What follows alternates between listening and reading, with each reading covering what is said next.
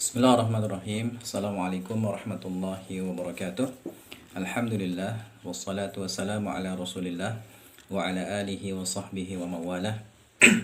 Amma ba'du, ikhwani fillah rahimani wa rahimakumullah. Ada yang bertanya kepada saya tentang bagaimana sih cara kita menghafal tasrifan ya. Bagi para pelajar pemula ya, khususnya saat belajar ilmu sharaf ya. Di awal itu tentu yang dipelajari ya biasanya adalah tasrifan ya, belajar bagaimana caranya mengubah sebuah kata menjadi berbagai macam bentuk atau pola yang memiliki makna bermacam-macam. Nah, untuk memudahkan para pelajar pemula belajar tasrifan ya, saya sebenarnya sudah menyusun sebuah tabel ya, tabel tasrifan seperti ini ya. Perubahan dari fi'il maudhi menjadi isim alat ya. Ini ada dalam sebuah tabel selembar kertas yang sengaja saya buat dalam selembar kertas supaya nanti bisa ditempel ya di tembok gitu kan. Kemudian setiap hari dilihat dan dihafal ya, sedikit demi sedikit. Nah, itu tasrifan itu kalau menurut saya itu kuncinya di sini. Ya, untuk para pemula pegangannya itu di sini. Nanti dari tasrifan ini kalau kita sudah hafal, nanti kita akan mudah untuk menghafal tasrifan yang lainnya. Ini kan tasrifannya baru tasrifan yang ke samping ya, horizontal. Saya bilangnya horizontal ya. Nah, dari tasrifan ke samping ini nanti bisa kita tasrif ke bawah ya, berdasarkan pelaku ya.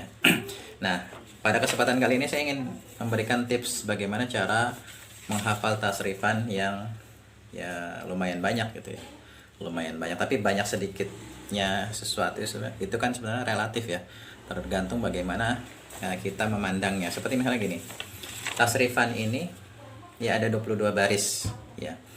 Kalau misalnya kita disuruh untuk menghafalnya saat ini juga ya, jam ini juga, saat ini juga, semuanya harus dihafal, mungkin kita akan menganggapnya oh banyak banget gitu kan, banyak banget. Tapi kalau misalnya kita disuruh menghafal itu bebas ya, sesuai dengan kemampuan kita, bisa seminggu, 2 minggu, sebulan, 2 bulan ya terserah, pokoknya sesuai kemampuan ya. Misalnya seminggu 1 baris, tentu akan menganggap wah, sedikit itu kan, karena mudah gitu dalam proses menghafalnya. Jadi ya sebenarnya tasrifan itu nggak banyak ya kalau kita bagi-bagi gitu kan, dalam proses menghafalnya kita bagi-bagi sesuai kemampuan. Kalau sehari kita sanggup menghafal 1 ya silakan kita hafal sehari 1, atau sehari setengah silakan gitu, atau kalau yang bisa 2, 3 ya silakan gitu. Artinya sesuai kemampuan ya, kita bikin mudah saja.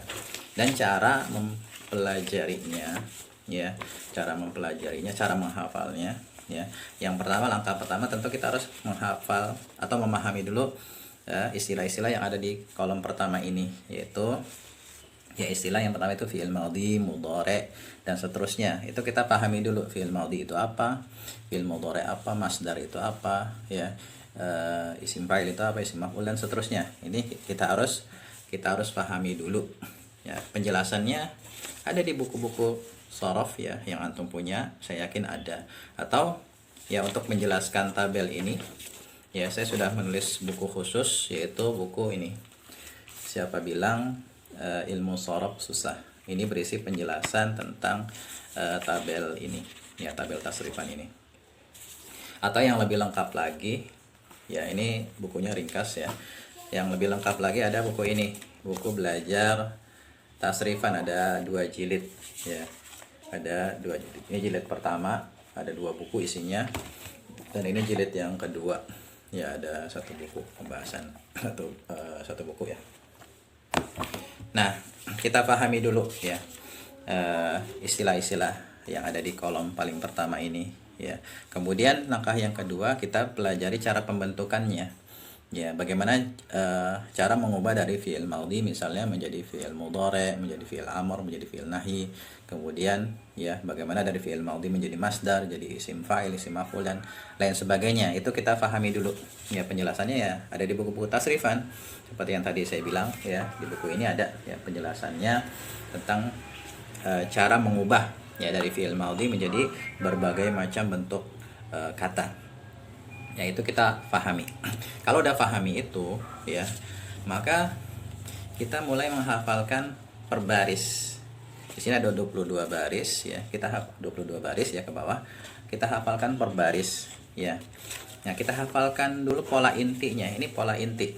Ya, kita hafalkan satu-satu. Misalnya di sini yang pertama itu, ya, kita hafalkan fa'ala yaf'ulu fa'lan fa'ilun maf'ulun uf'ul la taf'ul maf'alun maf'alun mif'alun. Itu kita hafalin dulu. Kita ulang-ulang terus sampai benar-benar paham. Ya, sampai benar-benar hafal. Ya, setelah hafal, maka cara latihannya kita masukkan fiil-fiil, ya, kata kerja yang masuk ke dalam pola ini. Yang masuk ke dalam pola fa'ala yaf'ulu dan seterusnya. Nah, di buku ini sudah saya berikan, ya, di buku belajar tasrifan ini fiil-fiil yang masuk ke setiap pola. Ya, seperti di sini. Contohnya masuk pola yang baris pertama fa'ala yaf'ulu. Nah, ini. Ya. Bisa kelihatan nggak di situ? Ya, misalnya yang masuk ke pola fa'ala yaf'ulu ada fiil nasara, ya, nasara, satara, qa'ada dan seterusnya. Ya, ada banyak. Nah, kalau kita tadi sudah hafal pola intinya, fa'ala yaf'ulu fa'lan dan seterusnya, ya. Kemudian kita masukkan fiil-fiil ini ke dalam pola inti tadi. Misalnya kita masukkan, ya, nasara, ya. Nasara yansuru nasran nasirun mansurun unsur la tansur mansurun mansurun insurun. Kemudian fiil yang lain satara yasturu dan seterusnya. Kemudian hasada yahsudu, sabata yasbutu dan seterusnya. Ya, sampai benar-benar hafal untuk satu baris, ya. Nah, kemudian untuk fiilnya, fiil maudhi, fiil mudhari, fiil amr, fiil nahi itu kan bisa ditasrif ke bawah, ya, berdasarkan pelaku. Seperti dalam buku ini, ya, di buku belajar tasrifan ini di halaman 60, ya. Di sini dikasih contoh tasrif berdasarkan pelaku, perubahan berdasarkan pelaku. Seperti misalnya fiil maudhi ini tasrifnya fa'ala fa'ala fa'alu dan seterusnya ke bawah. Nah, ini intinya seperti itu. Tasrif intinya seperti itu. Kemudian kita masukkan fiil-fiil yang sepola dengan ini, ya, seperti tadi kan, nasara nasara nasaru dan seterusnya. Ya, jadi cara belajarnya seperti itu. Jadi kita hafalkan per baris dulu, ya, per baris ini. Tasrif intinya per baris. Satu baris ini kita hafalin dulu. Kemudian kita masukkan fiil-fiil yang sepola. Terus diulang-ulang, ya, sampai benar-benar hafal. Nah, setelah itu, ya, kita hafalkan tasrif yang ke bawahnya untuk fiil. Ya, berdasarkan pelaku. Tasrif ke bawahnya kita hafalin. Kemudian sama dengan yang tadi kita masukkan fiil-fiil yang sepola, ya, ke dalam tasrif intinya. Nah, itu satu baris benar-benar lancar. Lanjut berikutnya baris yang kedua. Kalau di sini fa'ala yaf'alu dan seterusnya. Kemudian kalau sudah lancar juga masuk yang fa'ala yaf'ilu. Dan ini mungkin, ya, masing-masing orang mungkin